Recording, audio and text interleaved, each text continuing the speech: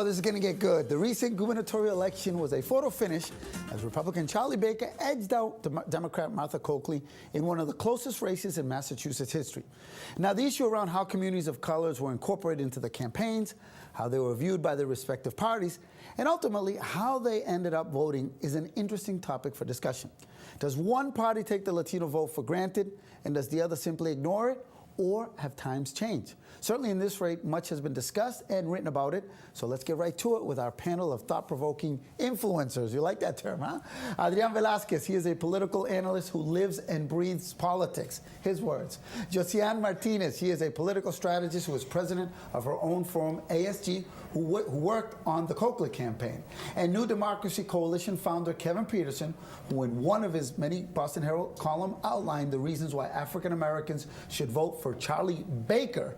And of course, Arturo Natella, who worked on the Coakley campaign and was the main point in terms of her Latino outreach. So welcome to Revista Hispana. Buenos dias. Buenos dias. Good. We're only a few days from the election. The dust still hasn't cleared, so we don't have all of the information about how the communities voted. But let's start with the basic premise is you all played a major role in this election. How do you see where we are now to where we've come, where we are now to where we were before in terms of each party reaching out into the community? You've seen a difference, right, Josiane? I have. I definitely have seen a difference. We come a long way. Like you said, I mean, we were talking before the segment. This is the first time a Republican reaches out to communities of color, I think. The first time that he advertises in the banner, the first time he comes out with an urban agenda. I think, for the campaign, for Martha Coakley's campaign, we did an unprecedented effort to reach out to communities through media, which is what I do. We reach out to more than 600,000 Latinos, just Latinos. So it was an important part of the overall It was a campaign. crucial part of the overall strategy. And it wasn't just reaching out to Latinos. It was also making sure that the issues that are important to Latinos were front and center of our agenda. Good. I'm going to go to Kevin because you wrote a piece that was very interesting because you actually outlined why communities of color, especially the black community, should vote for Charlie. And then you were there at the opening of his offices on Blue Hill Ave. What was the kind of thought process in the black community? Well, I think the black community for the first time opened itself to Charlie Baker's message. Now, the overall sort of electoral response on Election Day hasn't been processed completely, but it's clear that Charlie Baker gained more votes within the black community and in communities of color in general than he did in 2010. And I think that reflected, by and large, the energy, the effort, the time, the money, the resources that Charlie Baker put into his campaign in terms of reaching out to the into communities of color. My point in the Herald was that communities of color cannot be a slave to party affiliation politics, that it must or they must respond to the issues that candidates put on the table and vote in terms of what the issues are. Well, yeah, I'm going to come back. I'm going to go around, and then we can go back. Arturo, you were inside, okay? So you have a very unique perspective. How important for Martha Coakley and her campaign was really making the Latino and communities of color a part of the entire process in terms of giving it resources, time, and energy? Extremely important. I know the campaign, we hired, so our program, our outreach strategy was a very innovative program.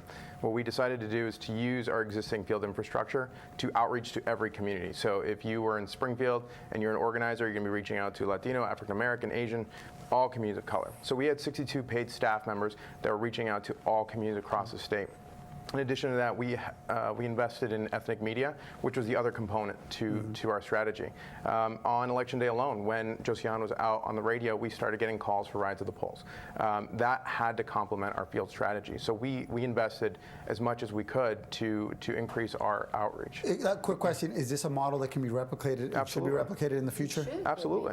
Not only by Democratic campaigns, but also by Republican campaigns. So you're for hire for both parties next time? I will hire for any anyone who has a good sense of what Latino communities and immigrant communities need and want. And but I do have to say, to come back to Kevin, I think it's very hard to say that Baker had more votes in communities of color than in 2010 without having the numbers of the precincts and wards. I mean, off the top of our heads, if we look at the numbers from Lawrence, Charlie Baker in 22%, Martha Coakley 69%, Chelsea 66%, Charlie Baker 30%, Holyoke 54%, 36%, Springfield 58%, 31%. All of our communities where the Latinos have a high, there's a high concentration of Latinos, voted Democrat, voted for Coakley. Now, that we can do better, that we can start earlier, yes, that this could be replicated. Yeah. Yes.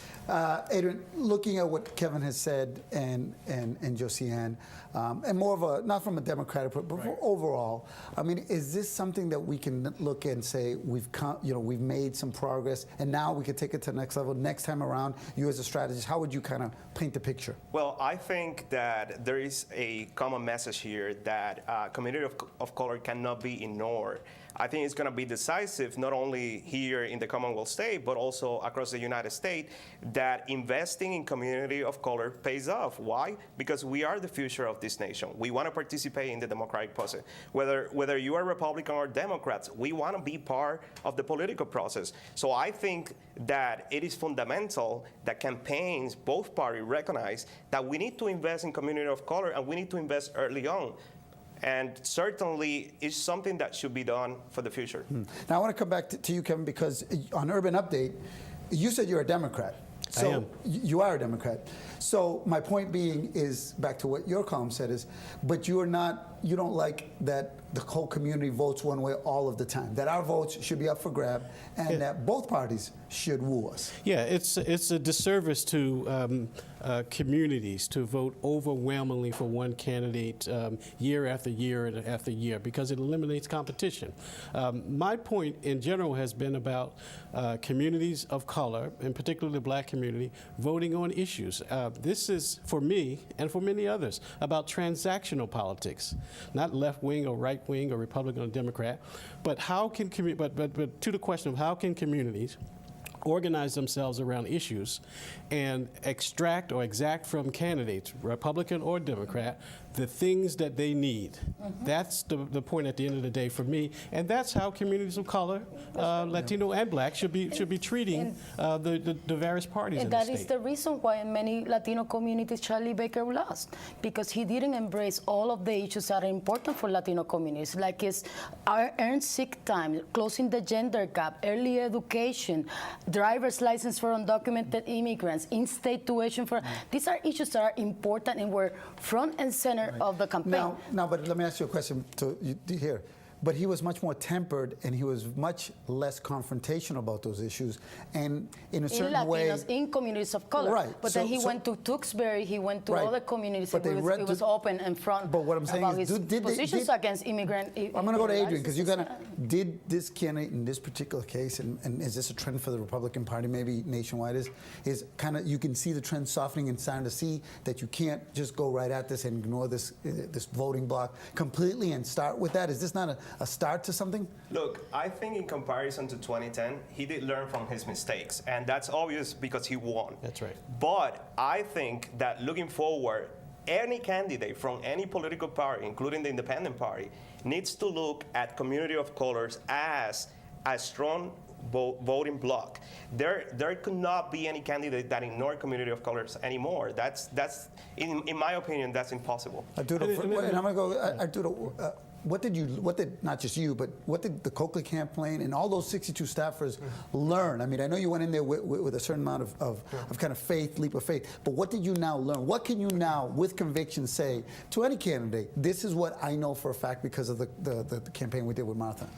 No, what I can say right now is that communities, they're organizing, and they know that they have a voice, and that this is an important time as a campaign to listen to those voices and to have the policies that are going to really make a big impact and help our community to uplift them. And I think this is a very exciting time to be in the community, to really have a voice. And I know, for instance, in Brockton, there was a group of Haitians that said, look, we need to organize because every 4 years candidates come down here and they take us for granted. And they organized, and now they have a group, and candidates are going down there and visiting them.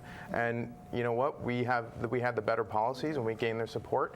And you know, we're going to win. I think we're going to continue. All right, now here comes a TV moment. I'm going to give you each 15 seconds for any closing thoughts on anything we just talked about. So I'm going to start with you. 15 seconds, though. Well, the proof of what happened on Tuesday is that Democrats, of which I'm one, lost. Because we have not sufficiently understood the game of transactional politics where we need to challenge both parties to get what we need. Arturo. I think this is an exciting time to be in the community and to be in politics and to see where we're going to go. And I think we have a big opportunity to make some ground and show our importance. Adrian.